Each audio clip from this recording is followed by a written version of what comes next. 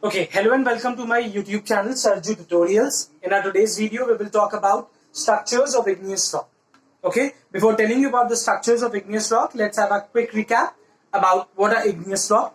So at first, the word igneous is right from the Latin word ignis, which means fire.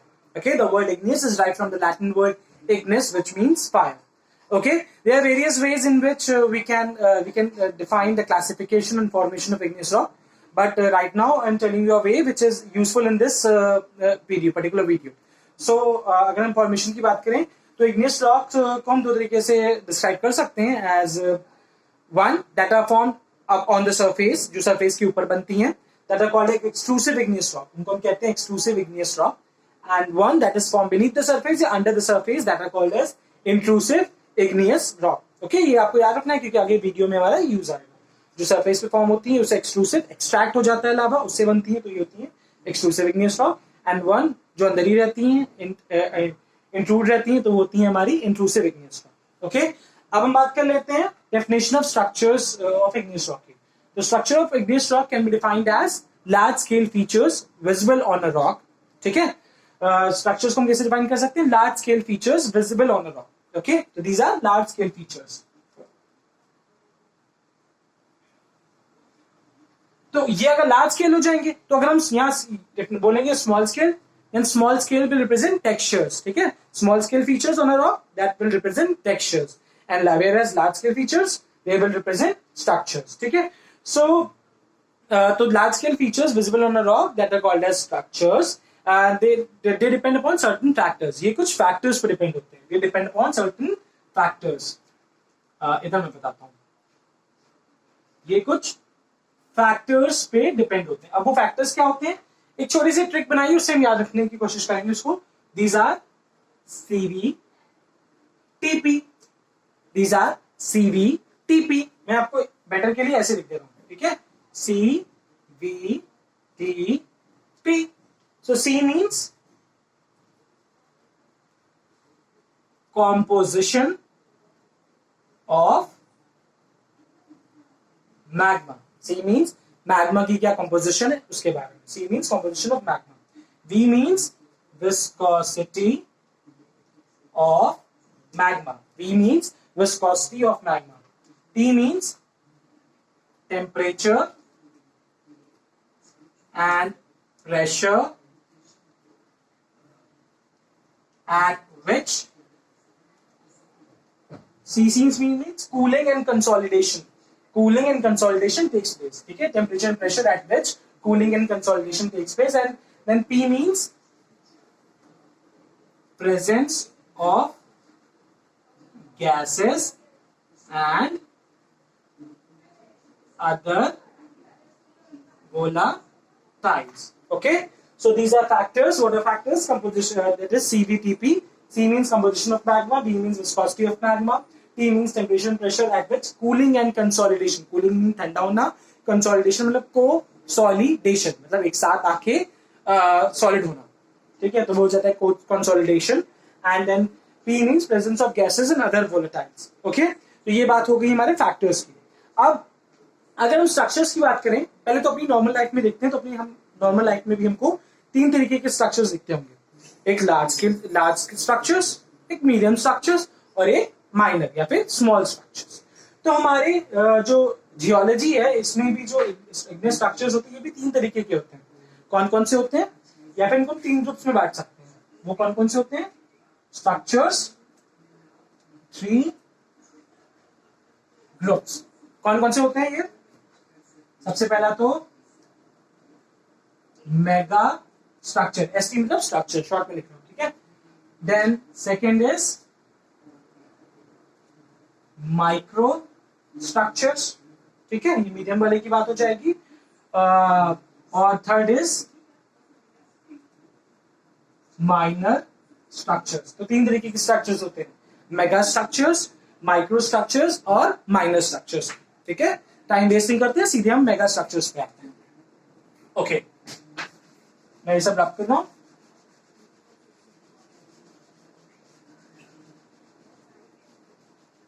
Okay, तो अगर हम बात करते हैं मेगा स्ट्रक्चर्स की, mega structures. So mega structures.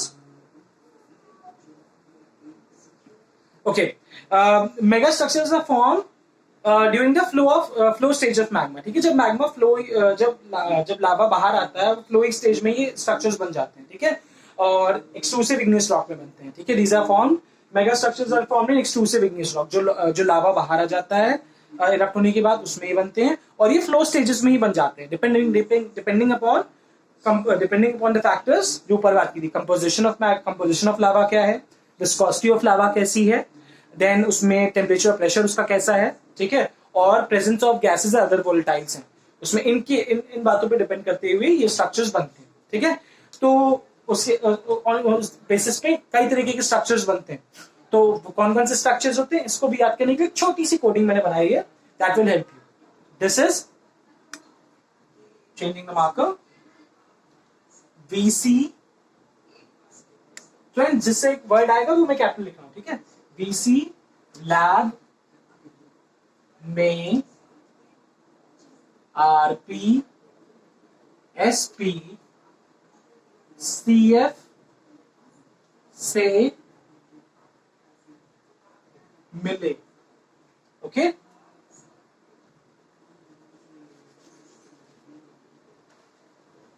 VC lab में RP SP CF से मिले. ओके, अब ये क्या है, VC लैब में RP SP CF से मिले. इसको डिकोड कर रहा हूं, वेट करो. तो V से थोड़ा सा नीचे करके लिखूंगा. V से वैसी, सॉरी थोड़ा और नीचे लिख देते हैं ताकि बाकी भी लिखने में आसानी रहे. यहां पे लिख रहा होगा. ठीक है, V से वैसी Fuller and ambigoidal structure. Ambigoidal structure. Okay, B से vesicular and ambigoidal structure. C से देन हमारी C से बात करें तो cellular structure. C से cellular structure. ठीक है, या फिर इसको हम स्कोरेशियस स्ट्रक्चर भी कह सकते हैं.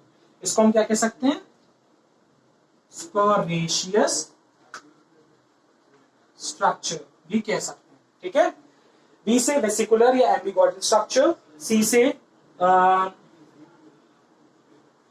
से हमारा हो गया सेलुलर स्ट्रक्चर. देन एल से हमारा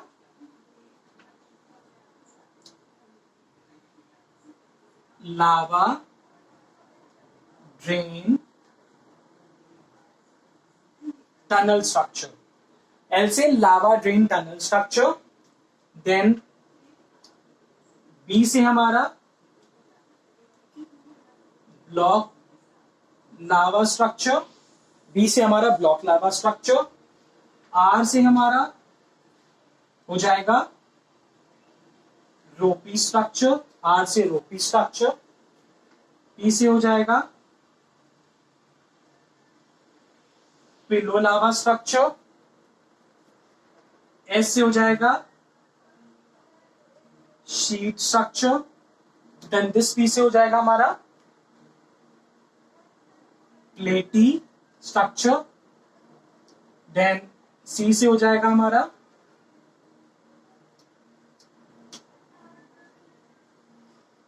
कॉलुमिनर स्ट्रक्चर. और एफ से हो जाएगा हमारा flow structure. ST means structure. Okay, अब इनके बारे में बात कर लेते हैं. वेसिकुलर एंड एम्बिगॉइडल स्ट्रक्चर की बात कर लेते हैं. पहले तो हमें दोनों देखने हैं, वेसिकुलर एंड एम्बिगॉइडल स्ट्रक्चर और सेलुलर स्ट्रक्चर. ये दोनों जो स्ट्रक्चर्स होंगे ये आपको याद होगा CBTP. तो इसमें P पे डिपेंडेंट है, मतलब कि प्रेजेंस ऑफ वोलेटाइल गैसेस पे ये स्ट्रक्चर डिपेंडेंट है. ओके, कैसे समझते हैं. ठीक है, अब क्या होगा कि इग्नियस रॉक थी, मान लीजिए ये लावा था, लावा सॉलिडिफाई होकर रॉक बन गया. रॉक बन रहा था तो अब क्या था, इसमें जो गैसेस, इसमें गैसेस प्रेजेंट थी. ठीक है, तो अब जब गैसेस एस्केप हो जाएंगी, अब क्या थी, लावा था उसमें गैसेस प्रेजेंट थी, तो जब गैसेस एस्केप होंगी, ये हमारी गैसेस एस्केप हो गई तो कुछ कैविटीज बन जाएंगी. ये मान लीजिए कैविटीज क्रिएट हो गई, ठीक है। तो ये जो कैविटीज क्रिएट हो गए, इन कैविटीज को हम कहेंगे वेसिकल्स। क्या कहेंगे? वेसिकल्स, इन्हें वेसिकल्स कहेंगे। और इस स्ट्रक्चर को हम कहेंगे वेसिकुलर स्ट्रक्चर, ठीक है। क्या था? लावा था। लावा में हमारे गैसेस और वोलेटाइल सब्सटेंसेस प्रेजेंट थे। जब वो एस्केप हो गई गैसेस तो उसमें कैविटीज क्रिएट हो गई। तो इन कैविटीज को हम वेसिकल्स कहेंगे और इस स्ट्रक्चर को हम वेसिकुलर स्ट्रक्चर कहेंगे। ओके, तो ये तो हो गई वेसिकुलर की बात। अब क्या हो, क्योंकि कैविटी है, गड्ढा बन गया यहाँ पे, अब इसमें कोई आके मटेरियल फिल हो जाए, कुछ भी हो सकता है, कैल्साइट, जियोलाइट, कैल्साइट, कोई मटेरियल मान लीजिए उसमें आके फिल हो जाता है, तब इस स्ट्रक्चर इनको इन कैविटीज को क्या कहेंगे? अभी जो मटेरियल फिल हो इनको एम्बिगल्स कहेंगे। क्या कहेंगे? एमिगल्स कहेंगे। AMYGALES, एमिगेल्स, इन्हें एमिगेल्स कहेंगे। और इस स्ट्रक्चर को आप कहेंगे एम्बिगॉइडल स्ट्रक्चर। इस स्ट्रक्चर को आप क्या कहेंगे? इस स्ट्रक्चर को आप कहेंगे हम एम्बिगॉइडल स्ट्रक्चर, ठीक है। ये हो गई इनकी वेसिकुलर स्ट्रक्चर और एम्बिगॉइडल स्ट्रक्चर की बात। अब क्या हो, आप इसी जगह, इसी में बता रहा हूं मैं, इसी डायग्राम में, अब मान लीजिए कि high amount of gases present थी, बहुत ज्यादा गैसेस प्रेजेंट थी, तो क्या होगा? आप सबने कभी ग्लास में कभी कोल्ड ड्रिंक भरी है? कभी डिस्पोजल में कोल्ड ड्रिंक भरते हुए देखा हो? तो देखा होगा उसके साइड पे कैसे बबल्स ढेर सारे बन जाते हैं। तो ये स्ट्रक्चर कुछ वैसे ही होता है। जब बहुत ज्यादा अमाउंट में गैसेस हो जाती हैं, मैं एलाब नहीं कर रहा हूँ, मैं टाइम बचाने के लिए इसी डायग्राम में बता रहा हूँ आपको। जब बहुत ज्यादा अमाउंट ऑफ गैसेस हो जाती है तो कुछ ये ऐसे बन जाएगा। डायग्राम में भरी पड़ी है गैसेस, ठीक है। थोड़ा सा मुझे सही करने दो उसको, ये ऐसे डायग्राम दिखते बने, ठीक है। बहुत हाई अमाउंट ऑफ गैसेस जब हो जाएंगी तो ऐसा बन जाएगा। ये मैंने गलती से गया वहां पे, ठीक है। इसको आप फ्री राइड में ऐसे समझिए, जब भी आप एक डिस्पोजल ग्लास में आप कोई भी कोल्ड ड्रिंक भरते हैं, उसमें जो बबल्स बन जाते हैं, वैसा जो स्ट्रक्चर होगा वो, जब हाई अमाउंट ऑफ गैसेस जब उससे निकलेंगे, एस्केप होंगी, तो बहुत ज्यादा अमाउंट ऑफ कैविटीज बन जाएंगी ना, तो इसको हम सेलुलर स्ट्रक्चर कहते हैं, या फिर इसे हम स्कोरेशियस स्ट्रक्चर भी कहेंगे। इसे ही हम स्कोरेशियस स्ट्रक्चर कहेंगे। ओके, तो ये हमारे हो गए वेसिकुलर स्ट्रक्चर और स्कोरेशियस स्ट्रक्चर। अब थर्ड है लावा ड्रेन स्ट्रक्चर। लावा ड्रेन स्ट्रक्चर जैसे समझ सकते हैं कि अब लावा बह रहा है, तो क्या हुआ, ऊपर से क्या हुआ, एक पूरा सॉलिडिफाई हो गया, पर बीच का हिस्सा क्या हुआ, सॉलिडिफाई नहीं हुआ, और वहां से लावा बहता जा रहा है, ठीक है। तो एक क्या हो जाएगा, जब सॉलिडिफाई हो जाएगा तो एक टनल जैसा बन जाएगा, वो इसमें से लावा बह रहा है, और कुछ समय बाद क्या होगा, लावा बह जाएगा, तो एक खाली ब्लैंक टनल बन जाएगी, कुछ एक स्ट्रक्चर बन जाएगा, पाइप जैसा स्ट्रक्चर बन जाएगा, ड्रेन पाइप जैसा। तो ऐसे ही स्ट्रक्चर बन जाएगा, और इससे लावा बह चुका है, फिर आगे आगे आगे कभी फ्लो होगा तो वो भी इससे जा सकता है, तो इसलिए ऐसे स्ट्रक्चर को हम लावा ड्रेन टनल स्ट्रक्चर कहेंगे। इससे लावा भरा बह रहा, ठीक है। ये कुछ क्रीम रोल का रोल जैसा दिखता है, वैसा दिखेगा, ठीक है। ये आप ऐसे समझो कि लावा इरप्ट हुआ, आप ये सॉलिडिफाई, ये हुआ, ऊपर का सॉलिडिफाई हो गया पूरा इधर उधर का, ये बीच का नहीं हुआ, तो क्या हुआ, यहाँ से लावा फ्लो हो रहा है, ठीक है। फिर समय के साथ साथ क्या होगा कि ये बंद हो जाएगा, और ये जो एम्प्टी कैविटी बन जाएगी, तो इसको हम लावा ड्रेन टनल कहेंगे।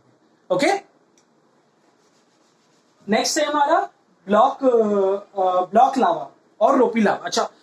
अच्छा हम ये जान लेते हैं कि लावा दो तरीके के होते हैं। ब्लॉक लावा और रोपी लावा से मैं आपको बताने से पहले बताऊंगा कि लावा हमारे दो तरीके के होते हैं, ठीक है, कंपोजिशन के बेसिस पे।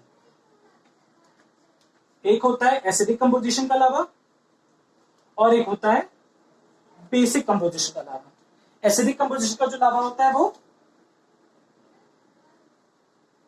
उसकी विस्कोसिटी कहती है, वो हाईली विस्कस होता है, हाईली या फिर हाई विस्कोसिटी इसकी होती है। और जो बेसिक लावा होता है वो लो विस्कोसिटी का होता है। अब ये विस्कोसिटी क्या होती है, सिंपल से ऐसे समझते हैं, विस्कोसिटी मतलब गाढ़ापन।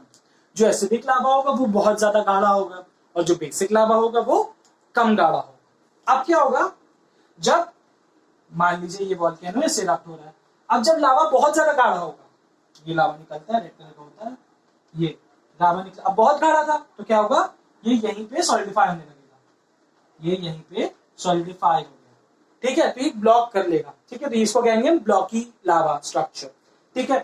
पर अगर लावा पतला होगा, हाईली विस्कस होगा, तो ये दूर तक जाएगा ना, ऐसे फैलता जाएगा, ये स्ट्रक्चर बना लेगा, रोप जैसा स्ट्रक्चर बना लेगा, तो इसको हम रोपी लावा स्ट्रक्चर कहेंगे, ठीक है।